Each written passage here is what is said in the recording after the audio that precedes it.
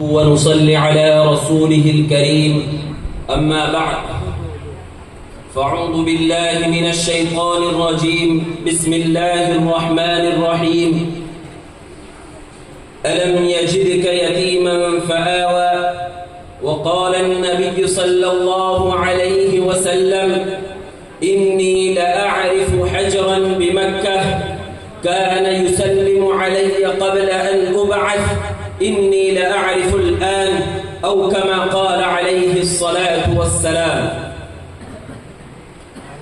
اے ختم رسول مکی مدنی کونین میں تم سا کوئی نہیں، اے نور مجسم تیرے سوا محبوب خدا کا کوئی نہیں.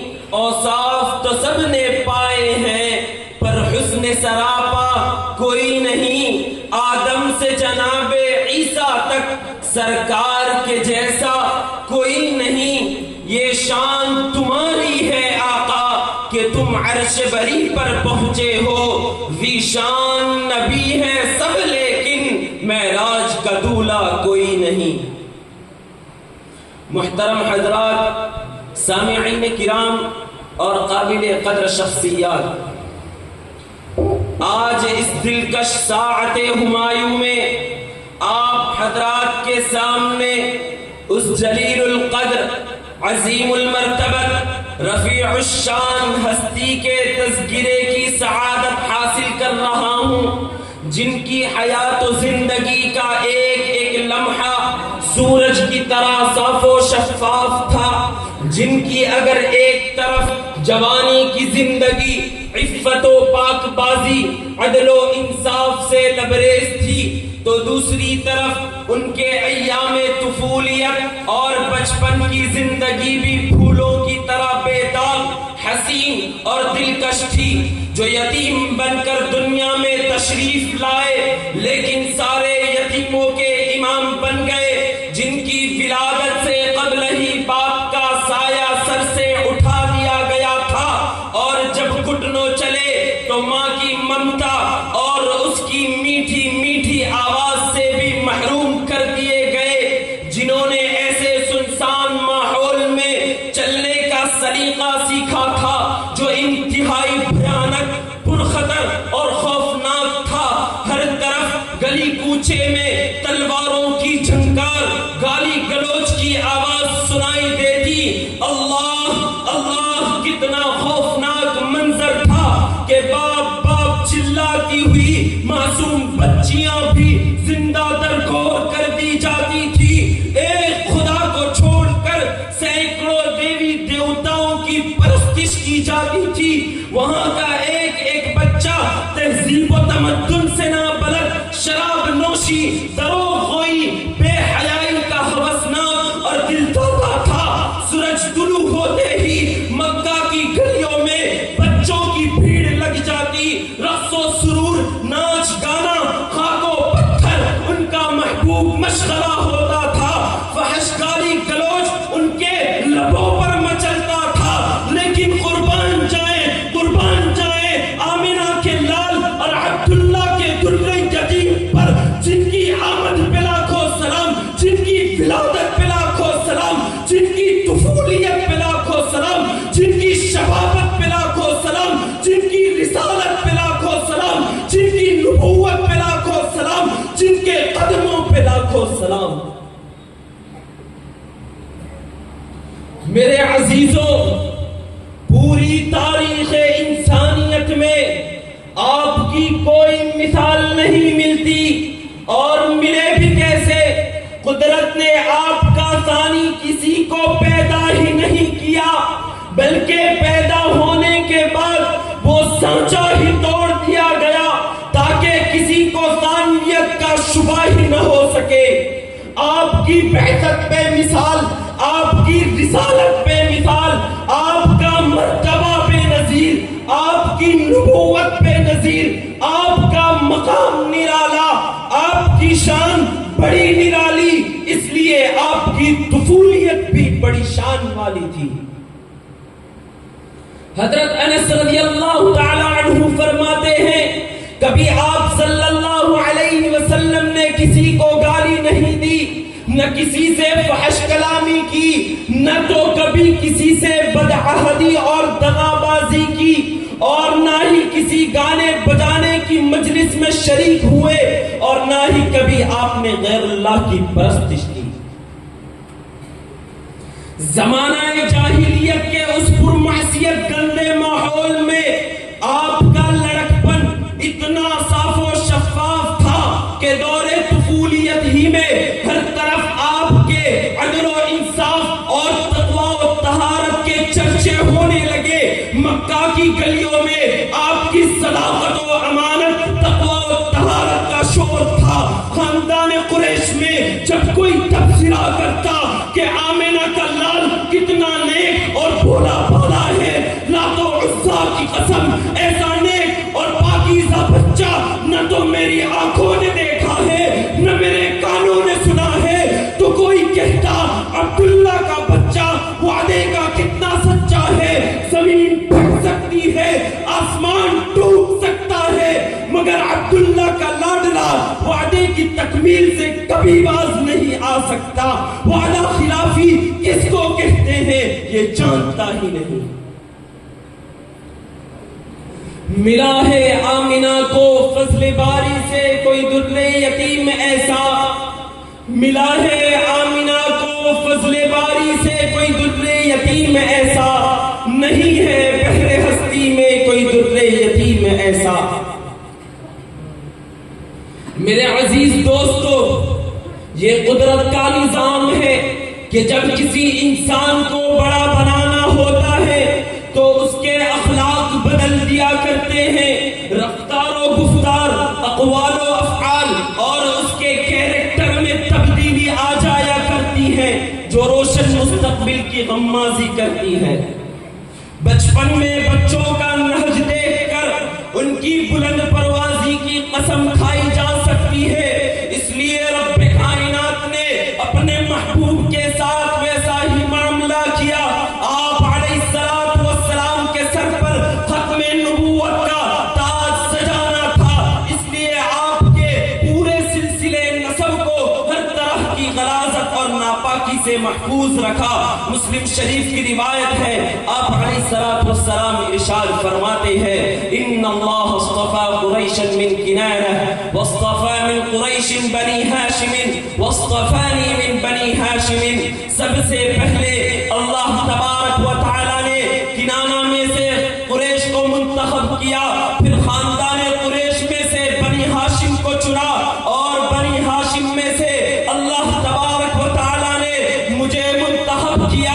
کہ انتخاب پر انتخاب کیوں؟ اس لیے کہ آپ کو سید الانبیاء بنا کر مبعوث کرنا تھا، آپ کو شہنشاہ کونین بنانا تھا، آپ کے سر پر ختم نبوت کا تاج سجانا تھا، آپ کو سید الانس والجن کا خطاب دینا تھا، آپ کو خالق کائنات کا محبوب بنانا تھا۔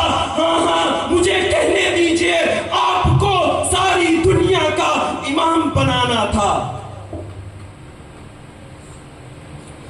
اس لیے قدرت نے آپ کے ساتھ شروع ہی سے ویسا انتظام بھی کیا۔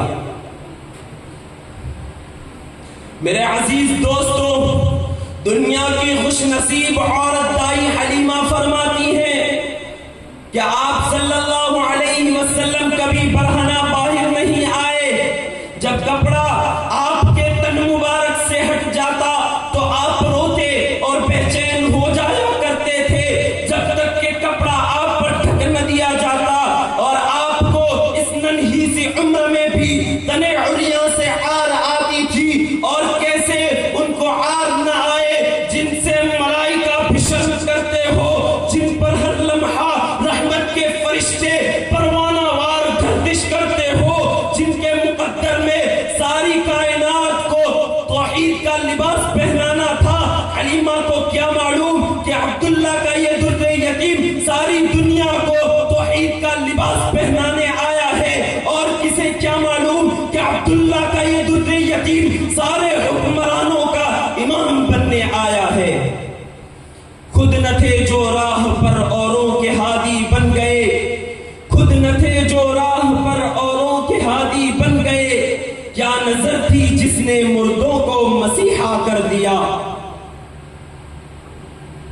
میرے عزیز دوستو، بعثت نبوی سے قبل سارا عرب برائیوں اور بے حیائیوں کا مرکز و محور تھا۔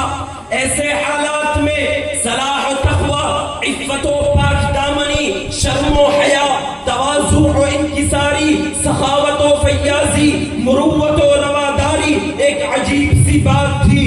کسی بھی کھیل کود، ناچ گانا، حرام کاری، بت پرستی اور دیگر تمام لغویات سے شروع ہی سے آپ متنفر تھے۔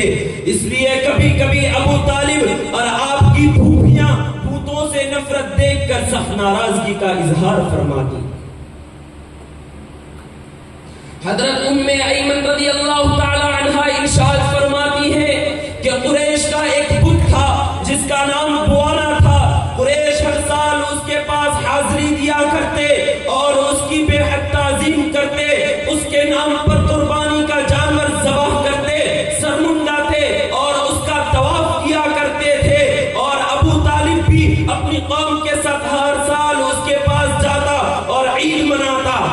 چنانچہ ابو طالب حضرت صلی اللہ علیہ وسلم سے بھی کہا کرتے تھے کہ آپ بھی ان کے ساتھ عید کی محفل میں جمع ہو جائے، مگر آپ ہمیشہ انکار فرما دیا کرتے تھے۔ آخر ایک مرتبہ ابو طالب کو بڑا غصہ آ گیا۔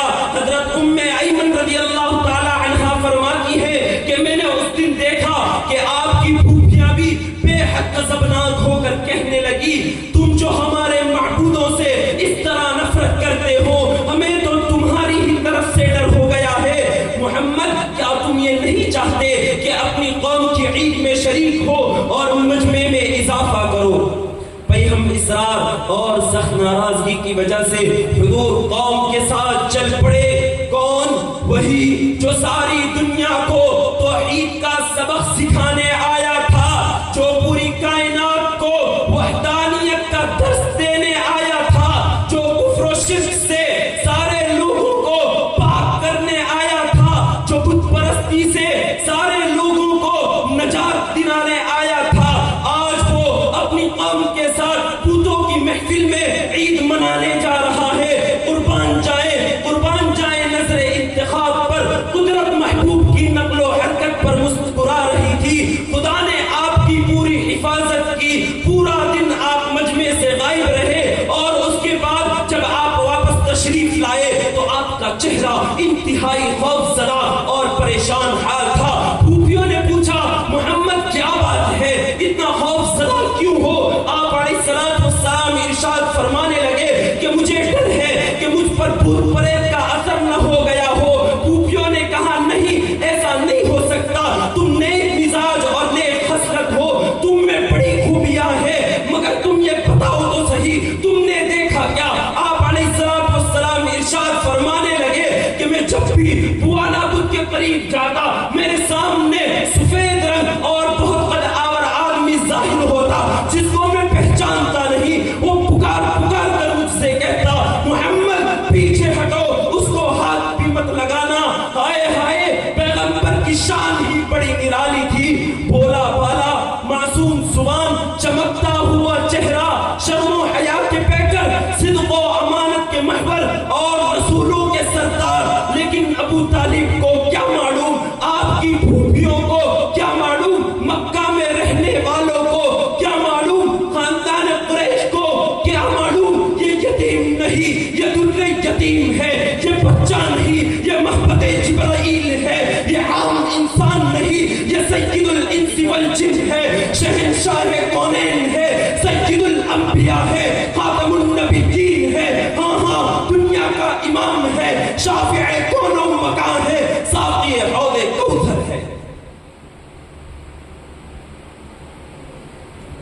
آپ برسوں مکہ کی سرزمین پر چلتے پھرتے رہے، مگر اس لعل بدخشاں کو کوئی پہچان نہ سکا، مگر اس جوہر کو مذہب عیسائیت کے جوہری نے پہچانا، اس گوہر کو دانائے روزگار نے پہچانا، اس گوہر کو ملک شام کے سفر میں بحیرہ راہب نے پہچانا، اس دانائے روزگار کو بے زبان شجر و حجر نے پہچانا، اس خالق کائنات کو ملک فرشتوں نے پہچانا.